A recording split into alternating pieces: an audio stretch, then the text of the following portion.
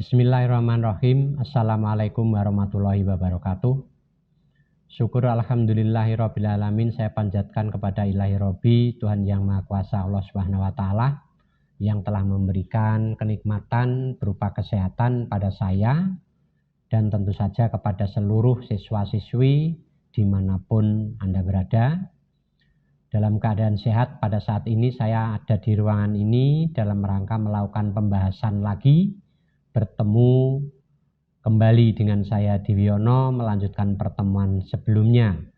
Pada kesempatan ini para siswa-siswi akan saya lakukan pembahasan untuk bab 3 kelas 9 tingkat SMP di bagian yang ketiga. Tentang kedaulatan rakyat yang sudah saya sampaikan pada pertemuan sebelumnya, di bagian 3 ini akan saya sampaikan pembahasan mengenai sistem pemerintahan Indonesia dan peran lembaga negara sebagai pelaksana kedaulatan rakyat.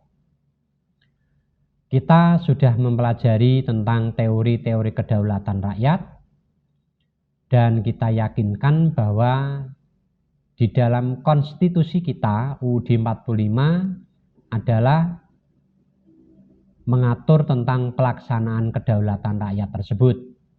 Oleh karena itu, di dalam sistem pemerintahan perlu saya sampaikan kepada para siswa bahwa di Indonesia ini pernah mengalami berbagai atau beberapa sistem pemerintahan. Dari Indonesia merdeka tahun 1945 sampai sekarang mengalami beberapa kali pergantian sistem pemerintahan. Mengapa itu terjadi? Karena memang Indonesia ini merdeka, negara Indonesia ini berdiri, itu sebelumnya dijajah oleh bangsa asing yang tentu saja ketika Indonesia merdeka tidak serta-merta bebas secara fisik, meskipun secara hukum ini sudah bebas, namun secara fisik dan secara kejiwaan, psikologis, ini masih ada beberapa bangsa yang merasa masih menginginkan berkuasa di Indonesia. Oleh karena itu kita perlu pelajari, kita perlu bandingkan sistem pemerintahan yang ada di Indonesia yang pernah berlaku. Di antaranya ada 2, yaitu sistem presidensial dan sistem parlementer. Dua-duanya pernah berlaku di Indonesia. Namun yang sesuai dengan UUD 45 sekarang ini adalah sistem presidensial. Bagaimana perbedaan antara kedua sistem pemerintahan ini? Marilah kita ikuti penjelasannya. Sistem presidensial cirinya atau karakteristiknya adalah yang pertama bahwa presiden selaku kepala negara dan sekaligus kepala pemerintahan. Sekaligus kita bandingkan dengan bagaimana yang parlemen, biar mengerti perbedaannya. Sedangkan di dalam sistem parlemen bahwa kepala negara dan kepala pemerintahan itu beda. Kalau di dalam presidensial, kepala negara dan kepala pemerintahan dijabat oleh satu orang yang namanya atau satu lembaga yang namanya presiden. Namun di dalam sistem parlementer, kepala negara dan kepala pemerintahan berbeda-beda atau beda. Kepala negaranya presiden, biasanya kepala pemerintahannya ini seorang perdana menteri. Kemudian yang kedua, perbedaan yang kedua, di dalam sistem presidensial, presiden tidak bertanggung jawab kepada parlemen. Sedangkan di dalam sistem parlemen, kepala pemerintahan dipilih dan bertanggung jawab kepada parlemen. Karena presiden ini dipilih dan bertanggung jawab pada parlemen, maka kepala pemerintahan harus tunduk kepada parlemen. Kalau di Indonesia parlemen ini adalah lembaga perwakilan rakyat yang namanya Dewan Perwakilan Rakyat atau DPR.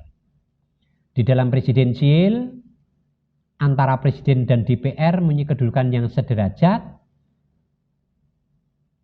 selalu bekerja sama, tetapi tidak boleh saling menjatuhkan. karena presiden tidak bertanggung jawab kepada DPR. Namun di dalam sistem parlementer, karena presiden ini diangkat atau dipilih oleh parlemen atau DPR, maka bertanggung jawab pada DPR. Jadi presiden akan sangat tergantung oleh DPR. Ada perbedaan.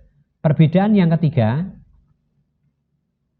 di dalam sistem presidensial bahwa presiden tidak dapat membubarkan parlemen. Ada kata antara presiden dan DPR ini, ada kata tidak boleh saling menjatuhkan di dalam sistem presidensial. Artinya presiden tidak boleh membubarkan DPR atau parlemen, dan parlemen atau DPR tidak boleh memberhentikan presiden. Jadi keduanya mempunyai kedudukan yang sederajat, tidak boleh saling menjatuhkan. Namun di dalam sistem parlemen, bahwa kepala pemerintahan ini bisa dijatuhkan oleh parlemen. Presiden bisa dijatuhkan oleh parlemen, oleh DPR, apabila sesuatu hal yang tidak cocok atau menurut parlemen, penilaian parlemen itu presiden melanggar suatu undang-undang, bisa langsung diberhentikan oleh parlemen. Nah, bagaimana kalau di dalam presidensial itu presiden melakukan pelanggaran undang-undang? Nah, perbedaannya, kalau di dalam parlemen tadi apabila melakukan pelanggaran tergantung parlemen, presiden melakukan pelanggaran tergantung parlemen, mau langsung ada diberhentikan atau ada tindakan lain. Tetapi kalau di presidensial berbeda, tidak boleh parlemen menjatuhkan, memberhentikan presiden. Kalau terjadi pelanggaran yang dilakukan presiden, maka parlemen atau DPR hanya sebatas memberikan peringatan. Peringatan itu yang namanya memorandum. Jadi tugas parlemen, kalau di Indonesia itu DPR, terhadap pemerintah adalah melakukan pengawasan jalannya pemerintahan. Apabila pengawasan itu melakukan pelanggaran yang dilakukan oleh presiden, maka DPR hanya memberikan memorandum. Itu pun tidak sekali. Ada memorandum 1, memorandum 2, memorandum 3. Dan apabila sampai memorandum 3 tidak diriukan oleh presiden pun juga tidak langsung parlemen melakukan pemberhentian kepada presiden, namun mengajukan kepada lembaga yang disebut MPR untuk melakukan tindakan barangkali perlu ada sidang istimewa. Jadi ada perbedaan yang cukup tegas di sini. Perbedaan yang keempat, di dalam sistem presidensial, parlemen tidak dapat menjatuhkan presiden kecuali alasan khusus yang diatur dalam undang-undang. Sedangkan di dalam sistem parlemen, kepala pemerintahan dapat membubarkan parlemen. Jadi sama kuatnya kalau dalam parlemen. Kalau presidennya dianggap salah, parlemen bisa memberhentikan. Kalau parlemennya yang dianggap tidak bisa melaksanakan tugas, presidennya bisa membubarkan. Tetapi kalau di dalam sistem presidensial berbeda.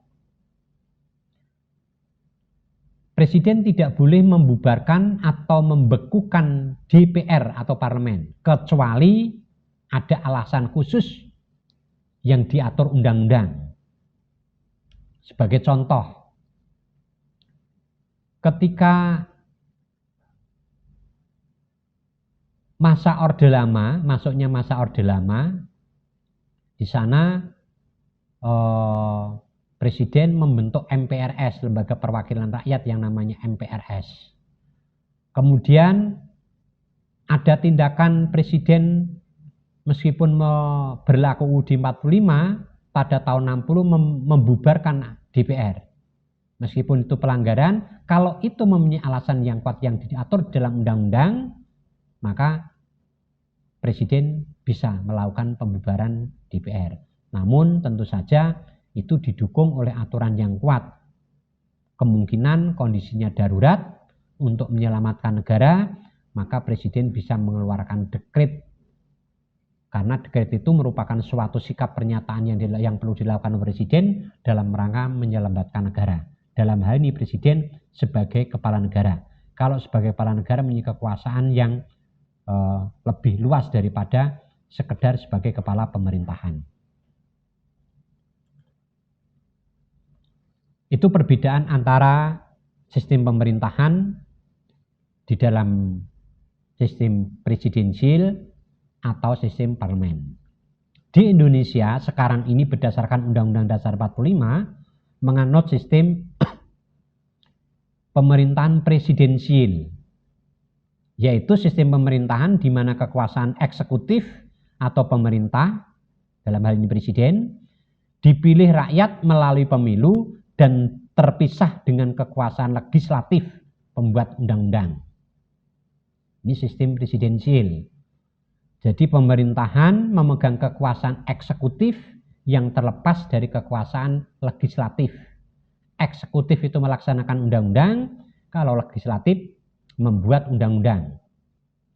Namun tadi ada kata-kata yang saya sampaikan bahwa presiden dan DPR itu bekerja sama. Di dalam kekuasaan pemerintahan ini ada 3. Legislatif, eksekutif, dan yudikatif. Legislatif ini dipegang oleh presiden bersama DPR. Bukan presiden saja, bukan DPR saja, tetapi 2 lembaga. Namun nanti sahnya menjadi undang-undang tergantung pengesahan atau ratifikasi DPR. Dan setelah menjadi undang-undang yang bertugas melaksanakan undang-undang pemerintah sebagai kepala eksekutif, pemegang kekuasaan eksekutif. Di mana DPR hanya sebagai fungsi pengawasan undang-undang. Dan ada kekuasaan yudikatif di bidang kekuasaan kehakiman. Nah, ciri-ciri sistem pemerintahan yang dianut di Indonesia, sistem pemerintahan presidensial, yang pertama, bahwa presiden sebagai kepala pemerintahan dan kepala negara yang diatur di dalam pasal 4 ayat 1 Undang-Undang Dasar 45. Ciri yang kedua, presiden dan wakil presiden dipilih langsung oleh rakyat melalui pemilihan umum. Pasal 6A ayat 1 UUD 45.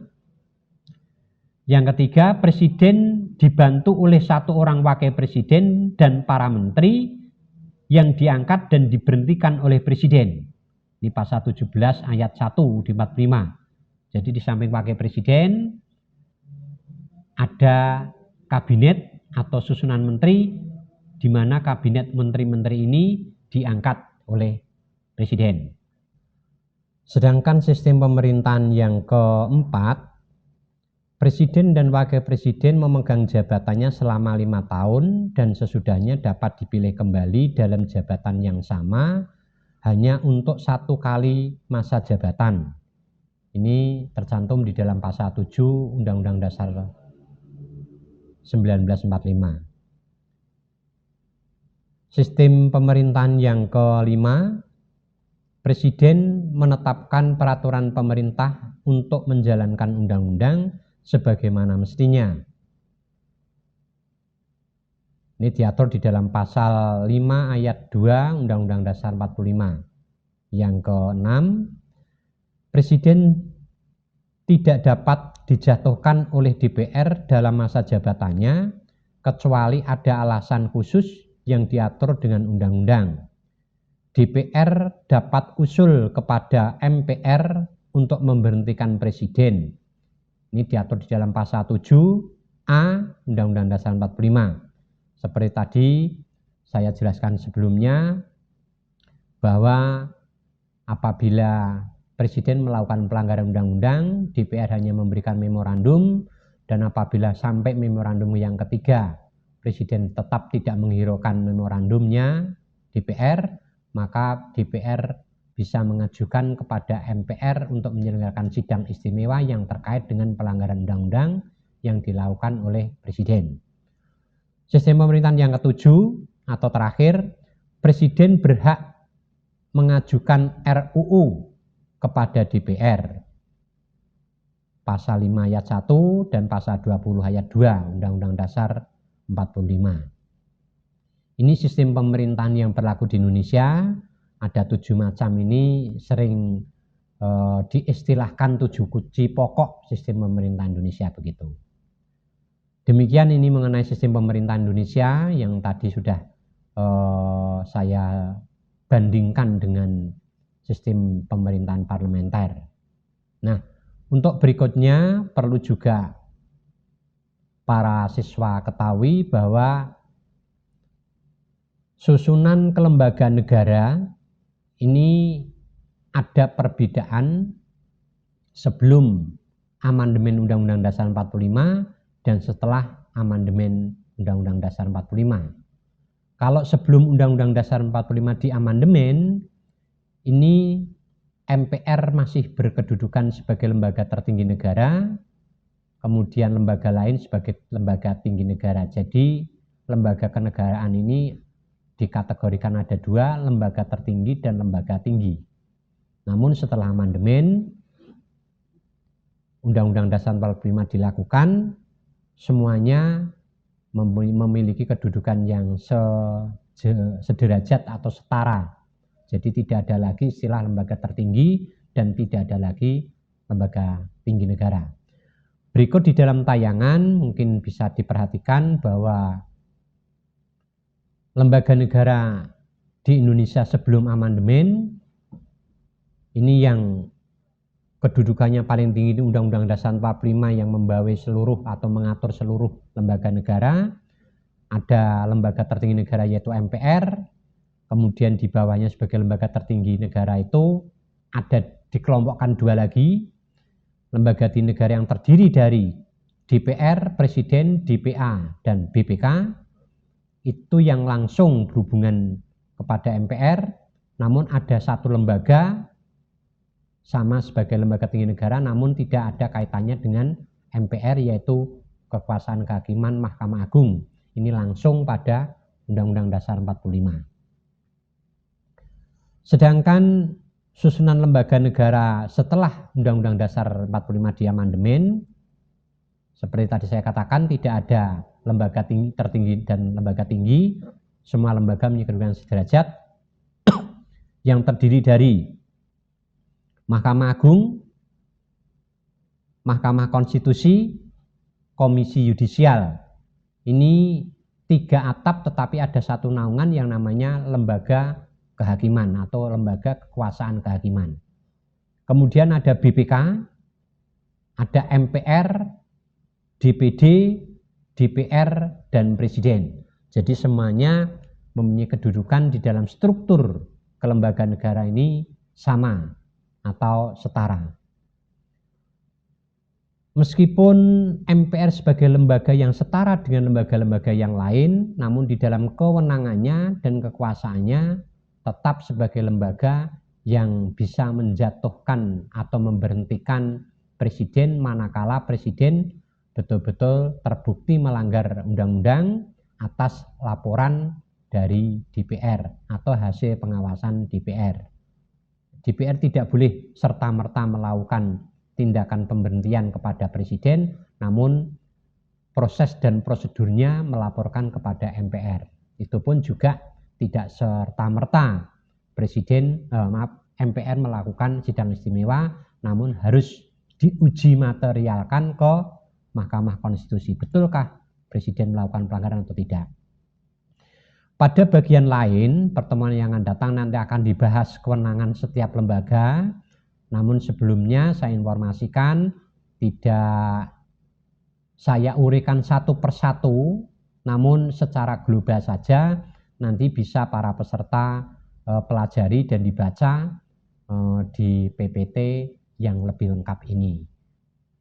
Di samping penjelasan saya secara lisan, nanti juga di dalam PPT itu nanti secara lengkap kewenangan dan tata kerja lembaga-lembaga negara. Itulah para peserta siswa yang baik, yang berbahagia, sudah saya sampaikan pembahasan mengenai sistem pemerintahan di Indonesia yang sesuai dengan Undang-Undang Dasar 45 dan perkembangannya dari sebelum saat ini yang mengalami berbagai atau beberapa kali perubahan sistem pemerintahan itu terkait dengan konstitusi yang digunakan sebagai landasan hukum undang-undang dasarnya. Demikian para siswa yang membanggakan, mudah-mudahan menjadi bekal ilmu yang bermanfaat bagi kita semuanya dalam rangka kita mendarmabaktikan potensi tenaga kita, pikiran kita untuk kemajuan dan untuk kehidupan berbangsa dan bernegara. Terima kasih. Assalamualaikum warahmatullahi wabarakatuh.